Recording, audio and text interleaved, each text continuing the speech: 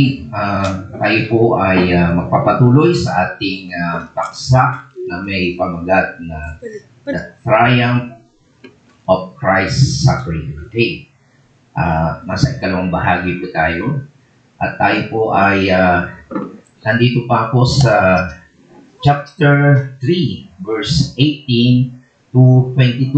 Okay, at ito po yung huling bahagi ng chapter 3. At ayon po sa ating pag-aaral ay yung sa verse 17, dito po tayo darako. Okay? Meron po talagang dalawang kinds of suffering para sa mga Kristiyano. Okay? At sabi po doon ay pwede po tayo mag-suffer for doing what is right. So, kahit po tayo, sabi niyan ay mas higit na mainam kayo'y magdusa, okay? Na sa paggawa ng mabuti, okay?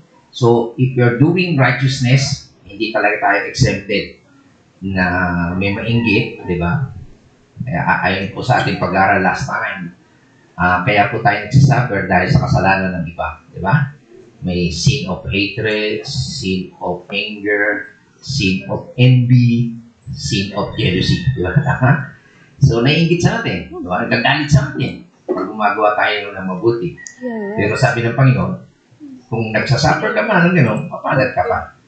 Okay? So hindi po tayo makikita natin na we are not praying na mawala yung suffering.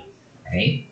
Kundi dito sa ating pag-aaral na ito ay may tagumpay kung bakit pinapahintulutan ng Panginoon na tayo ay mag-suffer. Okay?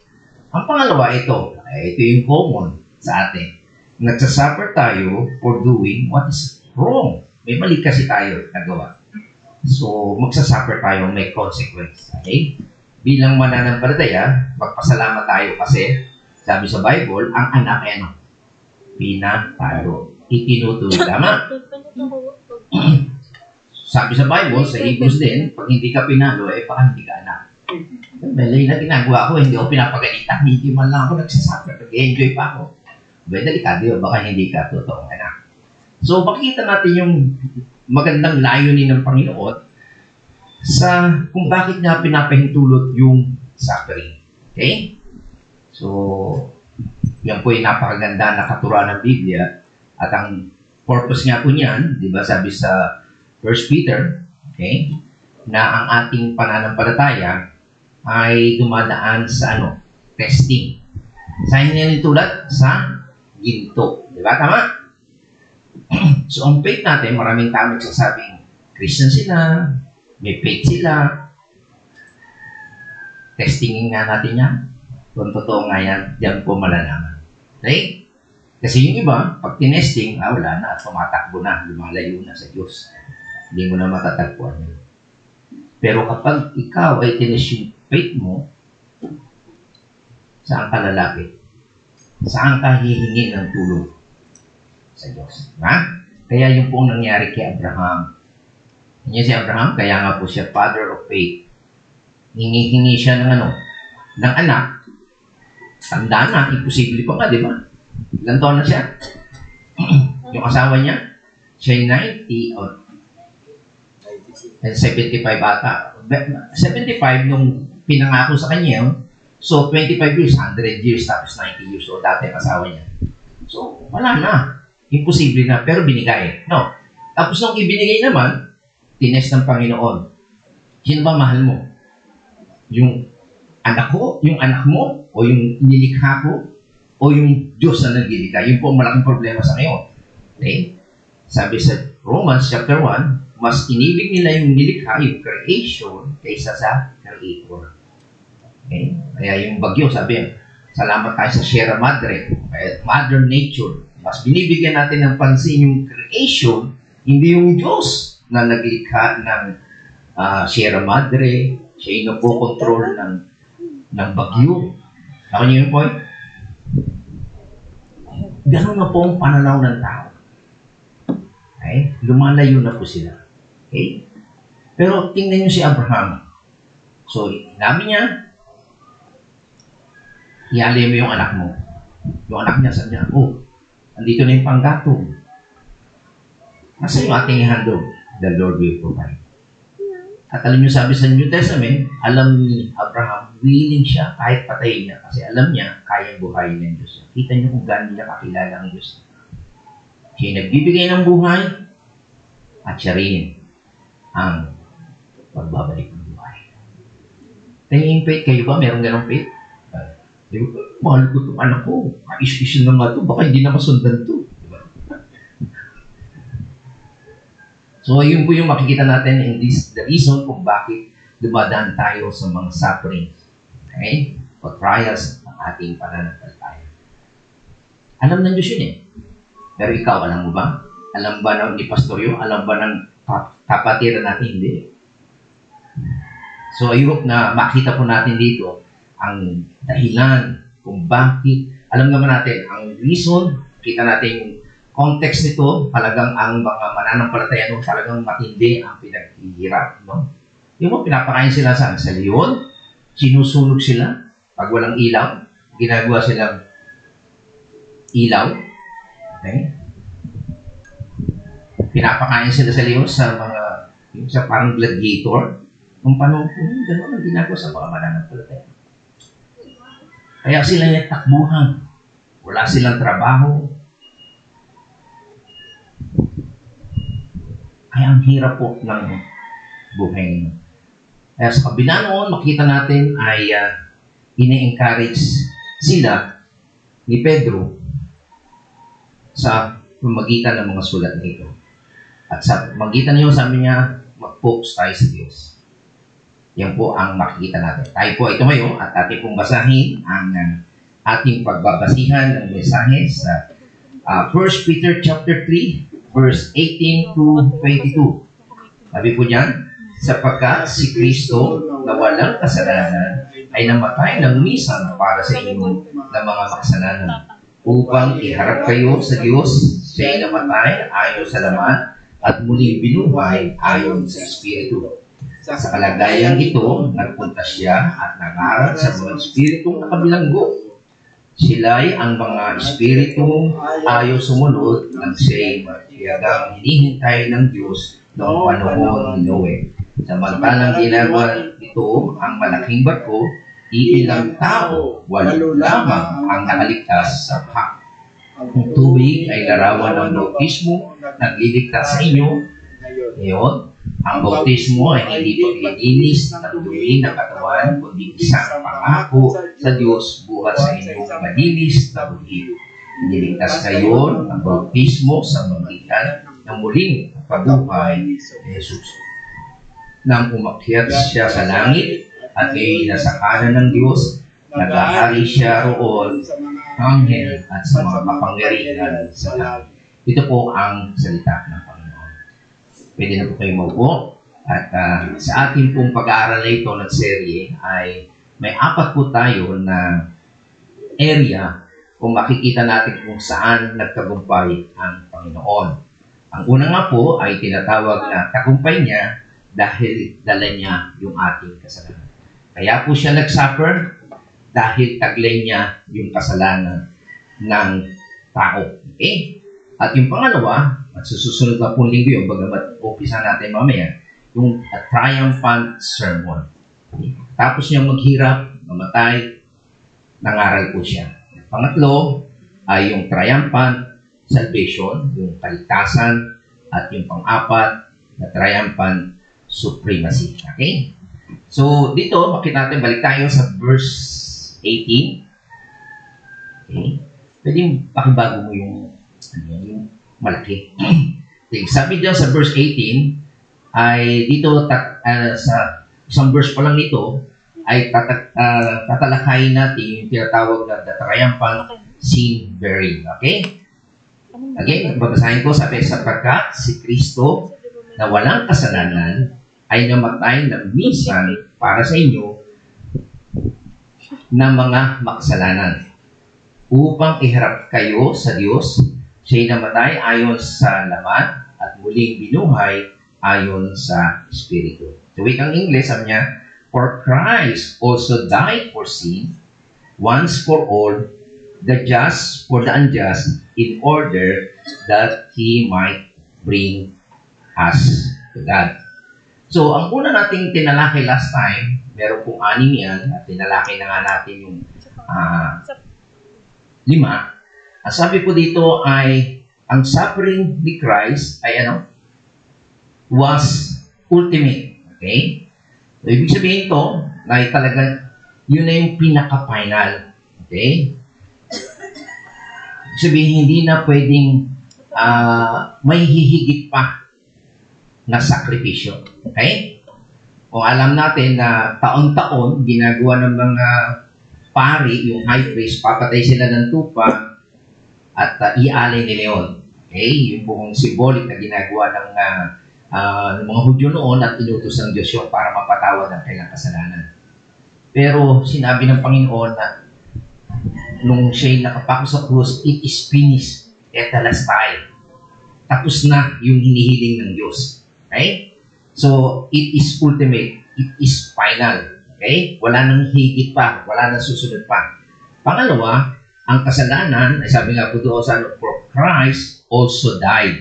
Okay? So, namatay nga siya para saan? Sa kasalanan.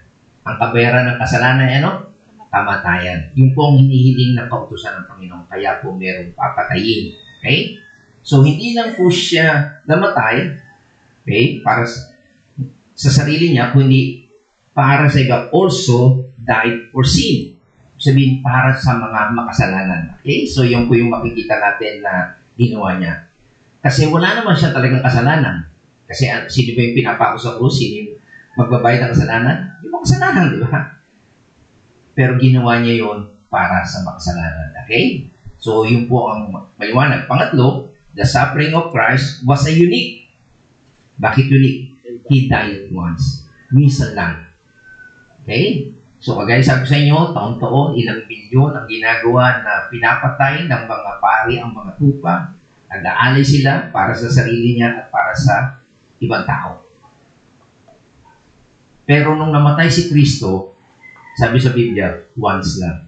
Okay? Maliwanag po yung sinasabi sa Bible. Sabi niya, for Christ also died for sin once for all. Minsan lang, hindi na inulit. Okay? Kaya very unique. At yung pang-apat na ating tinalakay, the suffering of Christ was comprehensive. Kasi nung araw, kita natin, ang pinili ng Diyos ay inutusan niya si Noe, si Abraham, mag-alay. Tama? Iilang tao, nasyon, at certain period lang. Pero nung namatay si Christ, okay, ang sino mong lalapit sa kanya, sabi sa John chapter 6, okay, na ipinagkaloob ng Ama, ay kanyang tatanggapin at bibigyan niya ng buhay. So, hindi lang ito limitado, kundi malawak ang sakop ng kanyang kamatayan. Okay, yung nagsuffer siya, tanda natin, di ba? Kanino lang ipinag-uutos ng Panginoon yung pag-aalay ng mga tupa? Sa Babylonia ba? Sa mga taga-Syria, Persia? Sa mga Palestinian? Hindi eh. Sa mga Hudyo lang, tama? Limitado. At alam natin, kaya nila ginagawa yun para yung atonement, para magpatawad ang kailang kasalanan. Tama? Pero makita po natin na yung ginawa ni Christ, okay, ay hindi lang para sa limitadong tao o nasyon o pamilya, kundi sa sino mang lalapit sa Kanya. At yung paglapit na yun ay ang Diyos mismo rin ang gumagawa. Okay. Ngayon ay dadako tayo sa pang-5 na ating tatalakayin ngayon. At ito nga ay sinasabi na the suffering of Christ was vicarious. Okay? Sabi po doon sa susunod na sa ating text, sabi niya, for Christ, okay, dito na sa malaki. Ay, sorry. Mali pala. Sabi niya doon, for Christ also died for sin once for all, the just for the unjust. Okay? So, yung pong ibig sabihin ng vicarious, ito yung gagawin ng isang tao ang isang bagay para sa iba. Okay? Na-accomplish mo yung dapat gawin ng iba, pero ikaw ang gumawa. Okay? Kaya sabi po dyan, the just for the unjust. Sino yung just? Sino yung matuwid? Si Christ. Bakit siya namatay? Para kanino? Sa unjust. Sino dapat mamatay? Yung unjust. Pero siya yung gumawa na siyang matuwid. Parehas din yan, sabi niya, the righteous for the unrighteous. Okay?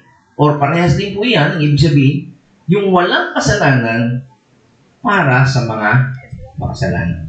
Kaya po tinatawag na vicarious kasi dapat ang parusahan yung mga hindi matuwid, okay? Unjust, unrighteous, at sinful. Pero ang gumawa, yung matuwid, walang kasalanan. Ganyan? So, makikita natin dito na si Christ na walang kasalanan, kinuha niya yung place ng mga makasalanan. At yan po yung sinasabi sa 1 Peter chapter 2 verse 24. Sabi yan, Jesus without sin took the place of a sinner. Siya yung nag-substitute. Diba? Sabi sa Biblia, wala nang hihigit na pag-ibig kaysa rito na inialay ng isang tao ang kanyang buhay para sa kanyang kaibigan. Siya yung nag-substitute. Ano na? Okay. So sa kanya, sabi niya, sa verse 24, sa kanyang pagkamatay sa krus, pinasan niya ang bigat ng ating mga kasalanan. Okay? So taglay-taglay ni Jesus Christ yung kasalanan ng kanyang mga hinirang upang tayo'y mamatay sa kasalanan at mamuhay ayon sa kalooban ng Diyos. Tayo'y pinagaling na sa mga pagitan ng kanyang mga sugat. Okay? So, yun po yung makikita natin, no, na ginawa ng Panginoon nung namatay siya sa cross. Okay? At sabi po doon sa 2 Corinthians 5:21, ang sabi niya, God made Christ who knew no sin. Okay? Sino ang may orchestrated noon? Sino ang may plano? Sino? Ha? Ang Diyos. Sabi diyan, hindi nagkasala si Kristo, okay, wala siyang kasalanan, ngunit dahil sa atin, siya itinuring na makasalanan. Sa magitan niya ay maging matuwid tayo sa harapan ng Diyos. Maganda po sa English. Yung He, it is God, made Him sin. Sino nag-orchestrate? Sino nagplano na yun? Ang Diyos. Kaya pansinin natin ito. Ito yung background. Bago siya ipako sa krus, saan siya pumunta? Saan siya nanalangin? Sa Garden of Gethsemane. Anong prayer niya? Ang mga humahari. Huwag kong inumin ang ano? Saro ng paghihirap. May wish siya. Sino ba mo gusto mag-suffer? Ang hirap, di ba? Tama? Pero sabi niya, not my will, but thy will be done. Kung i-imply natin, sabihin natin, Ama, meron bang ibang paraan para mapatawad mo ang tao na hindi ako naghihirap? Parang gano'n yun ang prayer niya. Tama, no? Huwag niyang ginibigay pagsarap. Actually, meron bang ibang option? Pwede bang klikin na lang natin? O kalimutan na lang natin? Di ba? Di ba malimit yan? Kalimutan mo lang. Sorry na. Sabi, may kasalanan. Anong hiling ng Diyos? Dahil ang Diyos ay matuwid. Anong kabayaran ng kasalanan? Kamatayan. At paano malilinis at mapapatawad sa pamagitan ng dugo? May dugo. Okay? So, ang plano talaga ng Diyos, mamatay ka. He made Him sin. Hindi siya karapat-dapat kasi wala naman talaga siyang kasalanan. Tama? Pero itinuring siyang makasalanan para yung kasalanan ng tao ay mabayaran. Kaya kung baga may utang kayo sa Diyos, Binayaran niya na. Babayaran mo pa ba yun? Bayad na? Double compensation. Double bayad yun. Yun. Bayad na. Yun po ang ginawa ng Diyos. Kaya isang tagumpay po yun. Pag umat sa paningin, maraming mga alagad doon, di ba? Malungkot, nag-alisan na ng iba. Tama, no? Pero merong iilan na natili. Tama? Akala nila, talo na. Yung leader natin, patay na. Pero hindi na alam na merong tagumpay. Yung kasalanan ng tao, kasalanan mo at kasalanan ko, dinala ng Panginoon, nagtiis siya para magkaroon tayo ng kaligtasan. At sino may gusto nyo? Ang Diyos mismo. He made Him sin on our behalf para maging righteous tayo of God in Him. May harap niya tayong matuwid. Walang kasalanan. Kasi bayad na eh. Tama? So I hope na makita po natin ito. Kagandahan ito. Siya na walang kasalanan ay naging kasalanan. Yung pong ibig sabihin sa Greek. Okay? Sa Tagalog, naging siyang makasalanan. Siya mismo yung kasalanan. Okay? He made the one who knew sin, sin. Okay? In our behalf. Okay? At kaya po doon sa Hebrews, babalikan natin, Hebrews 9:28, sabi ko dyan, kaya hindi naman, si Kristo'y minsan, ilang beses siya namatay? Minsan. Upang pawiin ang mga kasalanan ng mga tao. Siya'y muling darating, hindi upang muling ihandog dahil sa kasalanan. Babalik uli siya, pero hindi na uli siya mamamatay, kundi upang iligtas ang mga naghihintay sa kanya. He was come and offer once to bear the sins of many. That's the unique. Iisa lang. Tama? Hindi pa ulit-ulit. Kaya yung ginagawa ng ibang mga tao sa kanilang paniniwala, nagsasakripisyo sila, okay? Nung paglabag yung sa kalooban ng Diyos, kasi yung ginawa ng Panginoon, it is ultimate. Hindi ko na kailangan dagdagan pa o ulitin pa. O yung ginagawa mo every Sunday, namamatay o mahal na araw, namamatay, nabubuhay si Jesus. Mali po yun. Kasi sinasabi ng Biblia, once lang yun. Okay? Kaya, maganda yung nakabalik tayo sa salita ng Diyos. Na-please na ang Diyos. Ang Diyos nga ang nag-orchestrate, nagplano ng pamatay ng Panginoon. Okay? Minsan lang. Kasi nga, para mapawi ang galit ng Diyos, yung utang natin, yung ating kasalanan, ay bayaran ng Diyos. Tingnan nyo, nung nangaral si Pedro sa Acts chapter 3, verse 14, ano yung pangaral, anong ginawa o Peter was preaching, ano tawag niya kay Christ? The Holy and Righteous One. Ano yung pangaral niya sa chapter 3? Datapwat, inyong pinakatanggihan ang banal at ang matuwid. Sino yun? Si Jesus Christ. At inyong hiningi na ipagkaloob sa inyo ang isang mamamatay tao at inyong pinatay ang lumikha ng buhay. But you denied the Holy One and the Just. Kasi pinamimili, di ba? Sabi ni Pilato, tradisyon na, pag piyesta, meron tayong papalayain. Sino papalayain natin? Si Jesus o si Barabas? Sino pinili nila? Barabas. Si Barabas. Tinanggihan nila yung banal at ang matuwid. Wala siyang kasalanan, banal siya. Hindi nila nakikita yun. Hindi rin actually nakita ni Pedro yun nung araw. Takot nga siya. Nung kasama ko niya, hindi. Pero nung nakita niyang nabuhay na maguli, ang Panginoon, buhayan siya. Nalinawan niya. Okay? Kaya, nakita natin mga kapatid, yung nangyari kay Jesus Christ. Okay? Na siya yung banal at matuwid, pero ipinagpalit siya, pinatay siya, at ginusto pa ng tao yung mga kasalanan. Okay? So, kumbaga sa paglilitis, unjust. Di ba? Hindi matuwid. Parang hindi nabigyan ng katarungan, naparusahan. Ang hindi dapat parusahan. Pero yan po ang nangyari na parusa sa kanya. What an indictment. He took the judgment that belongs to us. Dapat tayo yung hatulan. Ang nangyari, si Jesus Christ ang nahatulan. Siya yung banal, matuwid, walang kasalanan, pero siya yung hinatulan. Yung makasalanan na si Barabas, nakalaya.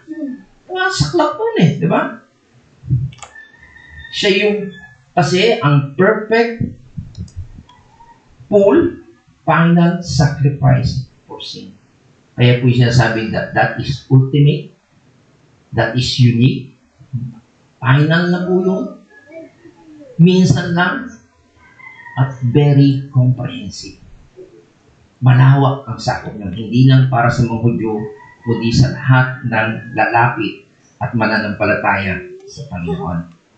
Okay? So I hope na makita natin dito yung triumphant tagumpay sa kabila ng suffering ni Jesus Christ. Kasi makita natin dito na yung hinatawag na unjust suffering niya, hindi makatarungan na paghihirap niya, pero makita natin it is the most extreme point. Okay? Sukdulan na, wala nang hihigit pa doon. Pero sa kabila noon, nagtagumpay siya. Okay? So, sabi nga, even though na siya yung ultimate worthy one, siya yung karapat-dapat, namatay siya sa mga hindi karapat-dapat na makasalanan. At dahil doon, he didn't deserve to die, hindi naman dapat siya mamatay. Sino ang dapat mamatay? Tayo. Tama. Pero sa kabila noon, nagtagumpay siya sa lahat ng ito. So mga kapatid, every time na tayo ay magsasuffer, nakakalungkot talaga. Kung titingnan yung scenario noon, kung kayo naroon, nalungkot talaga ang kanyang mga alagad. Tama? Marami nag-alisa na. Na-frustrate na sila. Pero hindi na alam, behind the scene, God orchestrated. God is in control. Diba? Ang dahilan yun, para taglayin niya yung ating kasalanan, palitan tayo, yung mga hindi matuwid, siya yung matuwid na namatay para sa atin. Okay? And then, pang-anim, na makikita natin ang tagumpay sa kanyang pagdadala ng ating kasalanan. Pag nasa inyo, it is ultimate, it is final. Ang lahat ng iyon ay dahil sa kasalanan, kailangan kasi bayaran, kasi yun ang hinihiling ng Diyos. It is unique. Okay? Minsan lang, hindi na uulitin. Okay? At ito ay malawak ang sakop nito, hindi lang para sa mga Hudyo, kundi para doon sa mga lalapit at magsasampalataya sa Kanya. Comprehensive. Pang-lima, the suffering of Christ was vicarious. Okay? Ito ay pamalit sa dapat magdusa, siya ang pumalit. At ito yung pang-anim. Ito yung napaganda. The suffering of Christ was purposeful. Okay? Mayroon itong magandang layunin. At ano nga po yun? Sabi yan, that for Christ also died for sin once for all, the just for unjust. Ano dahilan? In order, that He might bring us to God. Yung palang dahilan kung bakit natin iis ang lahat ng ito. Para madala niya tayo sa kahit saan. Hindi na tayo dadalhin sa Amerika? Saan? Sa Diyos. Okay? Sa langit. Okay? So ito po ang dahilan. Okay? Ulitin natin. Isa-isay natin. Sabi niya, for Christ, okay, also died for sin once for all, the just for the unjust, in order that He might bring us to God. Okay? So, makita po natin doon na nung si Jesus ay nasa krus on that day, ang mga kasalanan natin ay taglay na. Okay? Ano yung nangyari nga nung senaryo niyo nung namatay siya sa krus? Nagdilim, tama? Okay? lumindol. Tama po ba? Ako nasigda ang tao, biglang dumilim, magkaroon ng eclipse. Tapos lumindol. Takot siguro tao mo. Tapos ano nangyari sa templo? Nangati yung ano? Yung kurtina. Yung kurtina po na yung presensya ng Holy of Holies at ng Holy. Sa temple po yun. Yun yung presensya ng Diyos. Wala po nakakapasok doon. Ang high priest lang po nakakapasok doon once a year. Pero nung namatay si Christ, nung lumindol, nagdilim, ang nangyari po yung nahati po yung isasabi sa Mark chapter 15 verse 32, at napunit sa gitna ang tabing ng templo mula sa itaas hanggang saan? Sa baba. So dito po makikita natin, symbolically, nung namatay si Jesus Christ, nung nagsasuffer siya at namatay siya, yung veil ng templo ay nasira from top to bottom, at doon makikita natin, inopen ng Diyos ang Holies of Holies para sa ating immediate access. Dati no, sino lang makakapasok? Ang high priest. Para ka makapasok doon, kinakailangan maghahandog ka ng ano?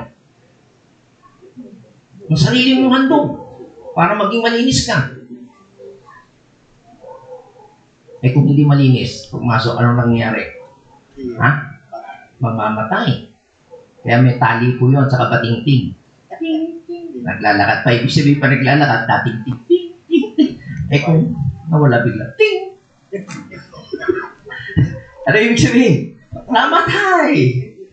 Eh sino pupunta doon? Sino wala? Hihilahin. Okay? Kaya, sana makita yung simbolo na ito nung nasira na yun, hindi na kinakailangan ng priest. Ang Kristiyano, na pinatawag ng Panginoon, they can easily access. Atin yan. Yung ang gusto ng Panginoon, mapalapit tayo sa Diyos. Wala nang separation, no more priesthood. Lahat tayo ay priest of God. Meron tayong immediate access sa Diyos sa magitan ng panalangin natin. Binili niya nga tayo, dinala niya tayo sa Diyos. He satisfied God's just penalty for sin. Okay? Yung hinihiling ng Diyos sa utusan, nasatisfy na ng Diyos. Kung ano yung nire-require ng batas, natupad niya na. Kaya inopen niya ang daan patungo sa Diyos. Wow! Ang ganda, no? Di ba? So I hope na makita natin dito siya yung nanguna sa atin. Sila yung nag-pioneer, siya yung gumawa ng daan. Nung kami pumunta sa Australia, sa Melbourne, ang tinatawag na Great Ocean Road. Dadaan ka po kayo sa bundok. Tabi ng bundok yung Ocean Road, ang ganda. Meron po kami nakita yung may nagkakabatilya, parang ano ng mga workers nung araw, sila yung mga nanguna para makagawa ng daan. Napakaya kasi, di ba? So, ganun po ang ginawa ng Panginoon. Siya yung nanguna, siya yung gumawa ng daan para makalapit tayo sa Diyos. So, ang purpose talaga, kung makita natin kung bakit siya nag-suffer, naghirap hanggang kamatayan, ang pinaka-ultimate o the triumphant purpose of His death towards us ay mapakasundo tayo sa Diyos. Diba? Tama po ba? Okay? At yung salitang us, okay, i-notice po natin that He might bring us to God. Ito po yung tinatawag ng mga elect niya. Pinili niya bago pa nilikha ang mundo. Hindi natin alam po sino yun. Okay? Pero meron siya pinili. Yan po yung doctrine of predestination. Ngayon, sabi niya, bakit meron siya pinipili? Mga kapatid, kung wala siyang pinili, lahat tayo mamamatay. Lahat lang tayo papunta sa impyerno. Kasi we all deserve to die dahil makasalanan. Tama? At lahat lang tayo dapat pumunta sa impyerno. Kaya mabuti, may pinili siya. Para yun ang gamitin niya para ipakilala na mayroong Diyos na mahabagin. May naawa siya, kinahabagan niya. Okay? Hindi dahil kaya ka pinili, hindi pogi ka, may kakayanan ka, o mayaman ka, no? Nahabag lang siya sa iyo. Okay?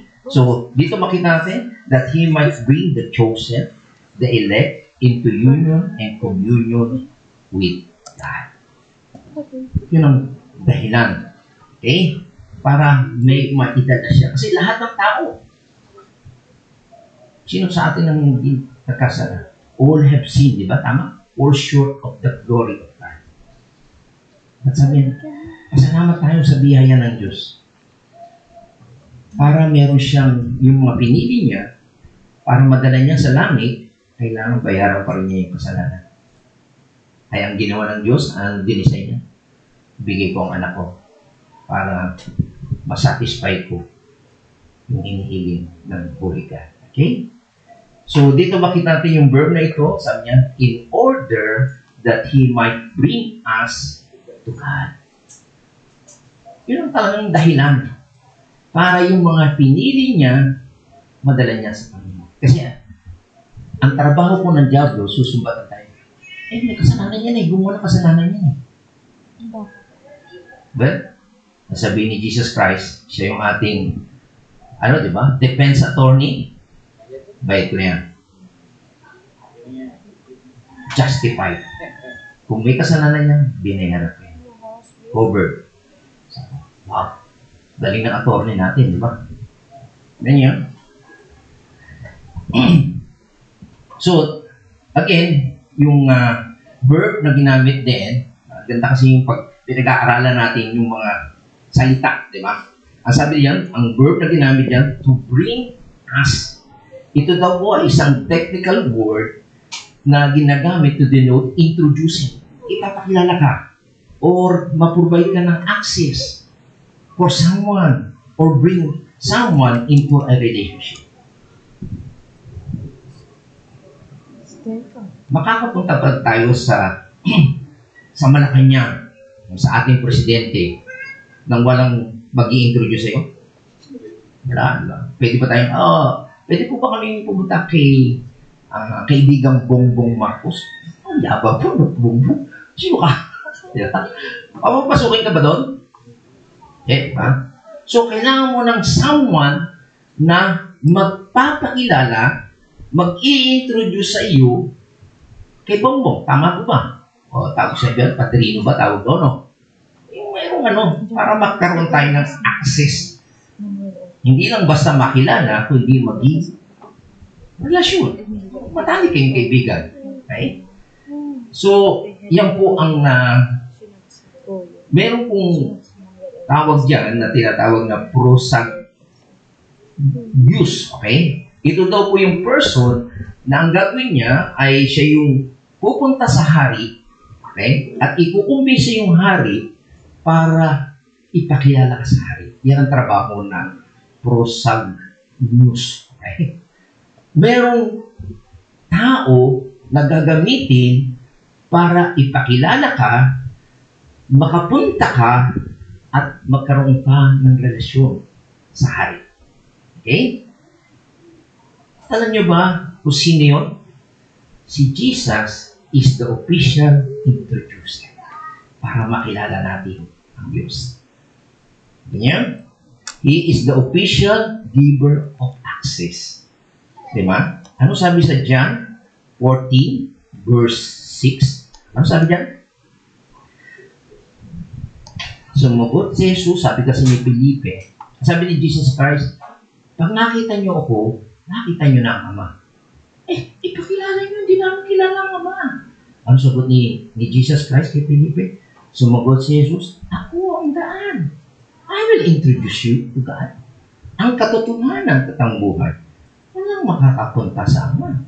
Hindi sa makita ko. I will introduce to you. Ako niyo? Yun ang trabaho ni Jesus Christ. At ang mga sabi ng mga alagad, nung sila'y nangangarap, kanino binigay yung pangalan? Sa kanya lamang matatagpuan ng kaligtasan. Sapagkat walang ibang pangalan ang sinuman tao sa buong mundo na ibinigay ng Diyos sa mga tao upang tayo ay kaligtas. Exclusive. Very unique. Si Jesus Christ lang yun. Kita natin? So there was no one else. Walang mag-i-introduce sa atin sa Diyos kundi si Jesus Christ lamang. Kaya napakahalaga po ng pangalan ng ating Panginoong Hesus. Kaya doon niyo po malalaman ang totoong Kristiyano o totoong relihiyon, yung kumikilala na si Jesus, ang Diyos, na nagkatuwang tao. At siya yung ginamit ng Diyos para maipakilala, makilala mo ang Diyos. Maraming taong kumikilala sa Diyos. Diba? Mag-isis. Si Satanas ay kumikilala sa Diyos at nanginginig pa. Tama? Pero they never recognize si Christ, ang Diyos na nagkataong tao at tagapagligtas. Maliwanag? So, maliwanag po dito na yung suffering ni Jesus Christ, okay, makita natin, no one comes to the Father but by me. Okay? Only Christ is the introducer. Maliwanag yun, di ba? So, makita natin dito yung kanyang suffering ay matagumpay.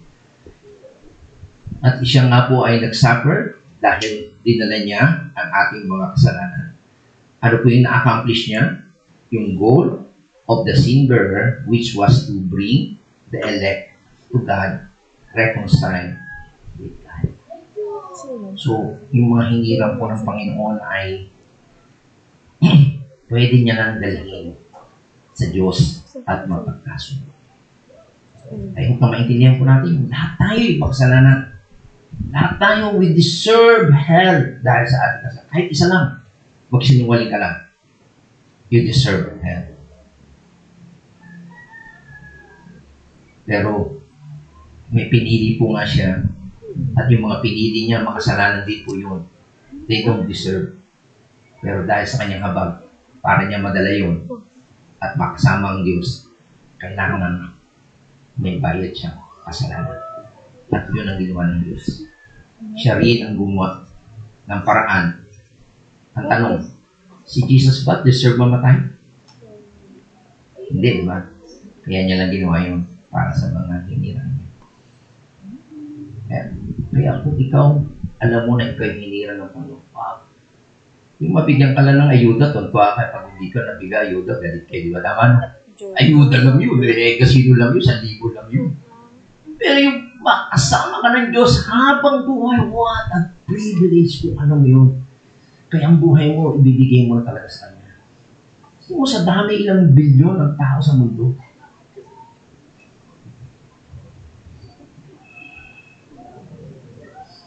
Kaya napakaganda pong katotohanan po ito. Kaya kapag tayo'y nag-ukol ng pananampalataya kay Jesus Christ, ang gagawin po ng Panginoon, dadali niya tayo sa presensya ng Diyos at mapagkakasundo tayo. Kaya once na pumikit ang ating mga mata, hindi po tayo natatakot. Kaya yung mga mananampalataya, they are willing to die. Kahit sila ipako, o hindi naman ipako, gawing sulo o yung sinusunog, pinapakain sa leon, hindi nila nire-renounce, hindi nila tinatanggi ang kanilang pananampalataya sa Panginoon. They're willing to die.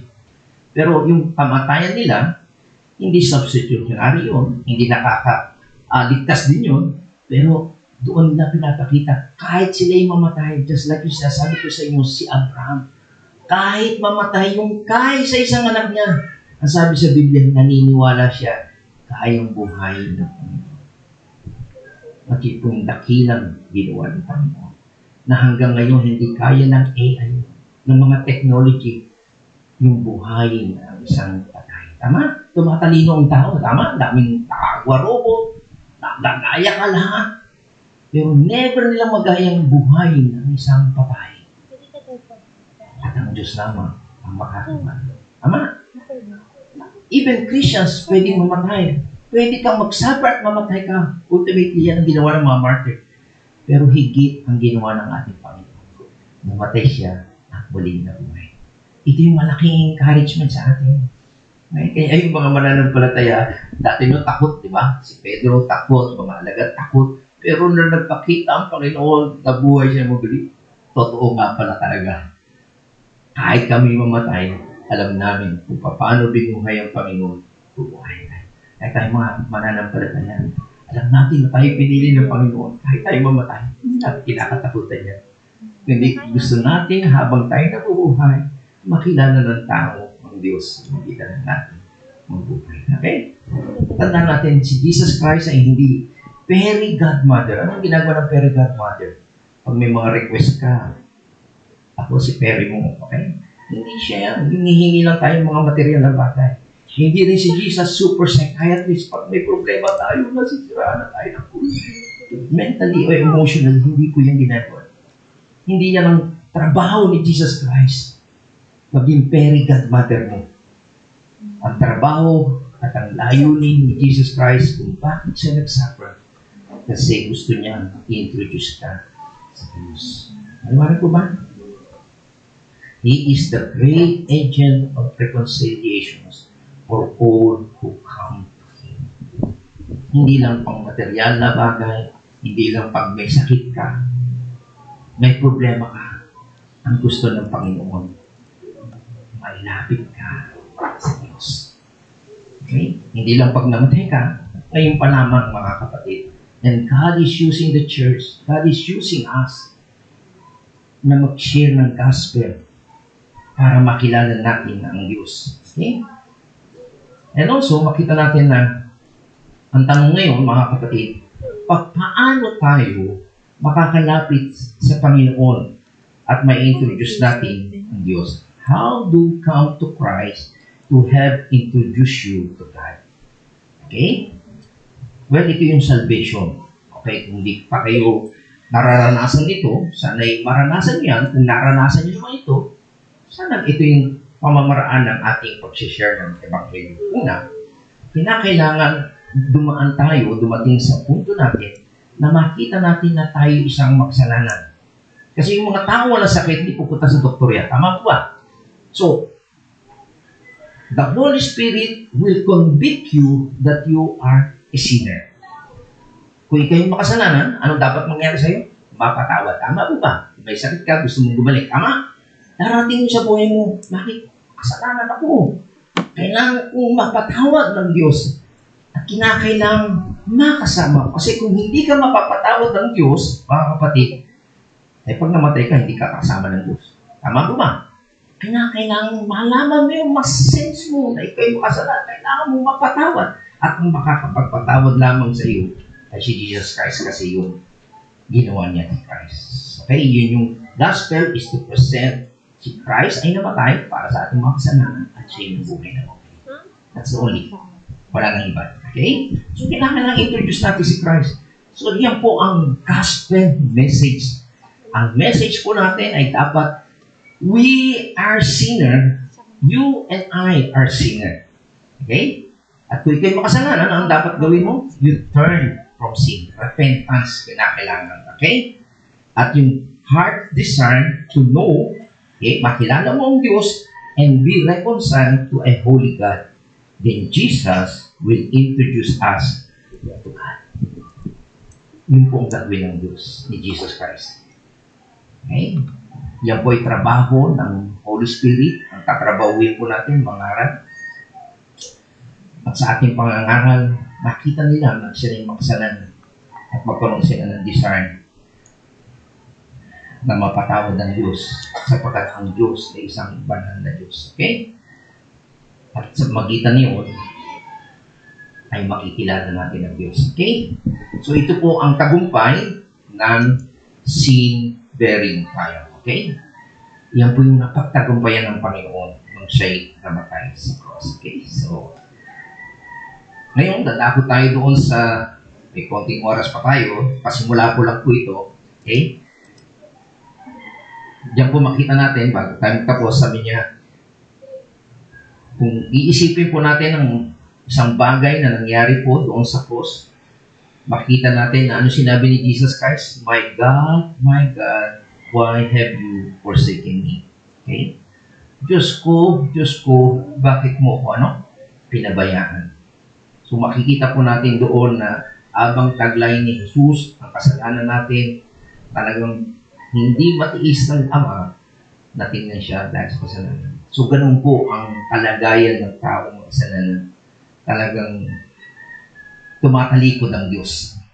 And then, hindi lang po ang Diyos ang tumalikod sa Kanya, maging ang Kanyang mga alagad. Tama? Pero merong iba na tira. Si John, tama no? Pero yung iba, wala na. Si Peter, wala na. Takbo na eh. No? Tilaok nga manok. Na, no? Pero doon makikita natin, sa kabila ng pangyayari niyon, madilim, na paligid, lumindol, nagkaroon ng matinding rejection, hostility, kasalanan, ang lahat ng iyon.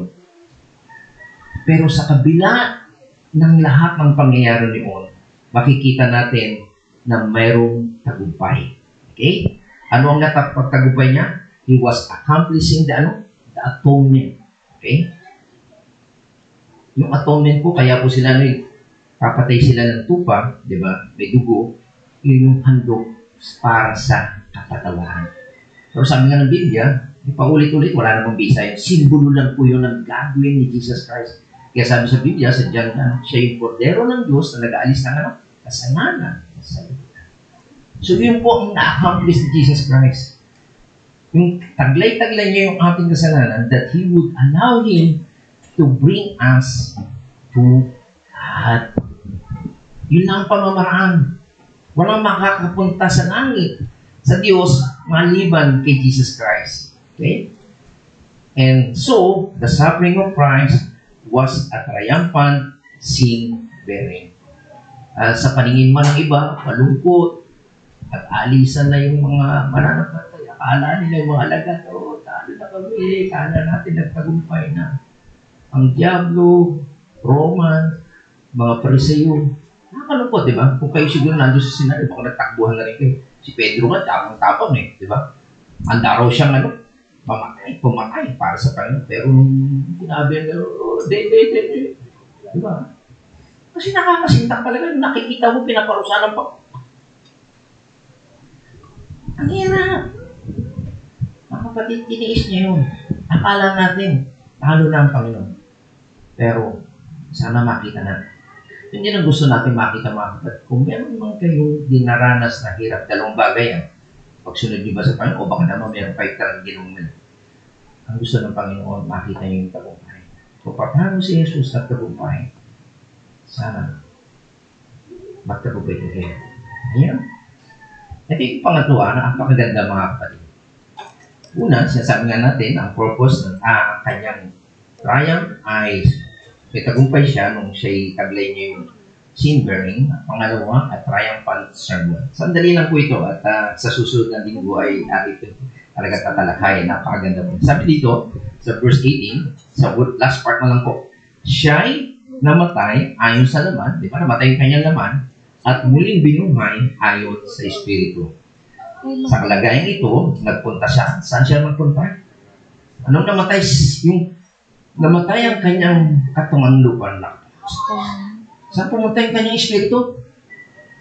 Saan?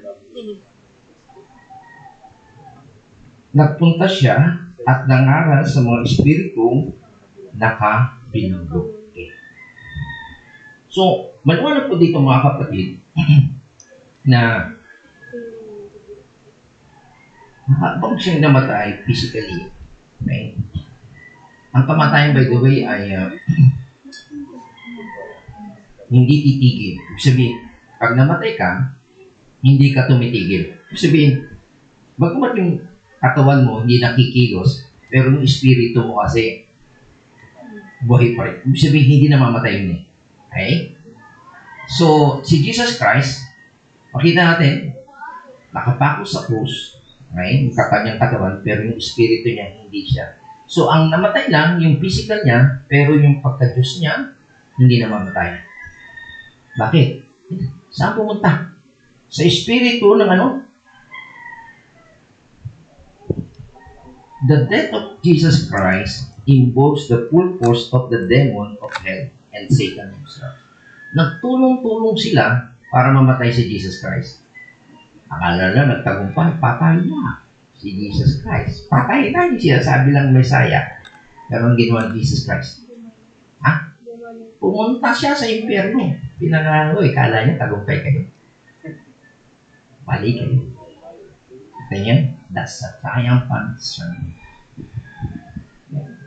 So, dito makita natin mga kapatid na sana yung sufferings na naranasan natin ngayon, akala natin sa ating naked eye, yung sarili ng nating paninaw, parang talo tayo. But if we have a God, kung paano si Jesus Christ nagtagumpay, kahit pinahirapan siya, akala ng marami, mga Pharisees, Romans, bagamat may Romans soldier na captain, na totoo mong Diyos to. Kasi niya, may mga pinili ang Diyos na nakikita, pero iba hindi eh. Ako niya po ba yung punto ko? Yung mga ibang tao, sabi niya, si Barabas ang palayain mo, hindi si Jesus Christ. Kasi ang daming tao hindi nakikita yung pagka-Diyos at pagiging Messiah ni Jesus Christ. Pero yung isang Roman, nakita niya, kasi bago ka mamatay, matagal eh. Pero si Jesus Christ, patay na kagad. Pag hindi ka patay, babaliin ito para mamatay. Pero si Jesus Christ, patay talaga, totoo namatay. Kasi mayroong mga nagsabi, hindi naman talaga totoo siya patay. Marami eh. Next week, pag-aaral natin dito. Ang gusto ko lang makita natin dito,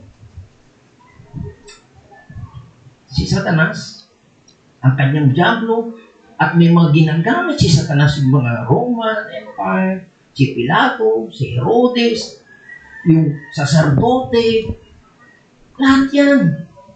Nagsama-sama sila para ipatayin si Jesus Christ. Akala nila nagtagumpay sila. Pero may ilan, the Roman captain, sabi niya, totoo nga itong anak na niya. Kakaiba yung kanyang kamatayan. Di ba? Kaya mapalad tayong mga hinirang o pinili ng Diyos. Nakikita natin yung pagmumpahay sa kapila ng meron. Hirap naranasan physically ang Panginoon. Pero si Jesus Christ, kahit namatay yung physical niya, yung kanyang spirito yung nabuhay at nangaral pa sa impyerno. Akala nyo, akala nyo kayo. Di ba? Pag ikaw lumaban sa gera, talaga namang magmamarcha ka, sabi mo, nanalo kami with victory in Jesus Christ. Okay? So, yung po yung makikita natin na katotohanan na while we suffer, it may seem as a demon of hell are winning the victory. Akala natin ang demonyo na nanalo. Pero sinasabi ni Pedro rito, want us to know that the truth, kapag tayo ay nagsasuffer for God's or righteousness sake at ikinukumit natin yung ating sarili sa isang faithful Creator, we will not only triumph over the sinner, yung mga naiinggit, yung mga makasalanan, katulad ng mga Roman Empire, si Pilato, Herodes, yung mga tao, mga Pariseo, magtatagumpay tayo doon. At hindi lang po yung mga kapatid, we will triumph over the Spirit sa mga kampon ng diablo. Okay? So, sa susunod, ano na nga, happy hour po lang yan. Marami pang detalye yan, napakaganda po. Kaya, sana'y, kung meron man tayong nararanasan mga suffering ngayon, tanong natin sa Lord, is it because I'm doing wrong? Or is it because I'm doing right? Both, pwede gamitin ng panahon ako. Ina-analyze ko yung sarili ko. Hindi ako perfecto. Meron din akong pagkakamali, nag-suffer ako. Pero God used that suffering para lalo akong lumapit sa Panginoon. Magtiwala ako sa Panginoon. And habang sumusunod sa Panginoon, meron pa rin suffering. Okay?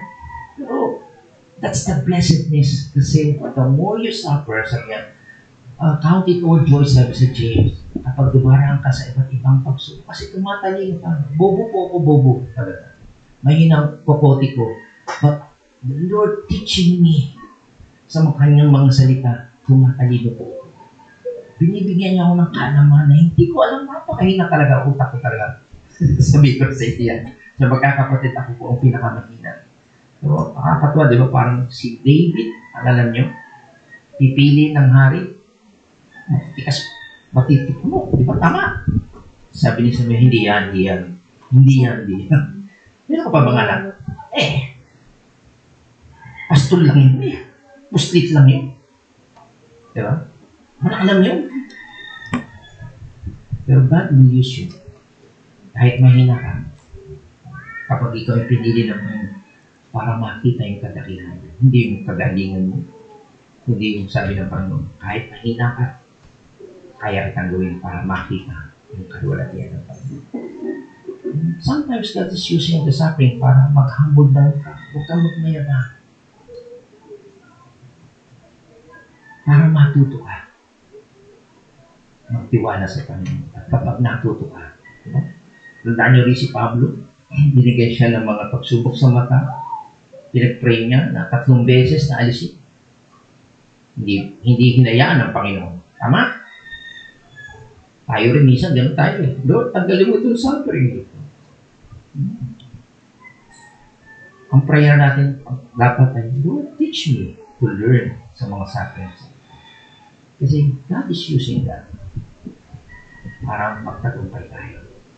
Hinaitay kung paano ang Panginoon nagtagumpay, magtatagumpay din ang kanyang mga hirap para sa kalwalatian ng Panginoon. Tayo ko'y manalangin. Salamat, salamat, salamat, Panginoon. Sa kabila ng minsan ay hindi namin naiintindihan ang mga pamamaraan niyo. Ngunit salamat sa iyong salita, salamat sa iyong banal na Espiritu upang malinis mo kami kung paano mo pinatawad ang aming kasalanan sa magitan ng iyong suffering mo. So, alam namin, you don't deserve this, Panginoon. Pero lahat ng ito ay ginawa mo para sa mga hiliran mo upang mailapit mo kami sa Diyos na manalo at matuloy. And Lord, we thank you habang kami ay narito pa sa lupa, hindi pa namin naranasan fully yung presence mo dyan sa kalangitan. But you are teaching us, Lord, ang magitan ng mga karanasan namin ay magkaroon kami ng tagumpay.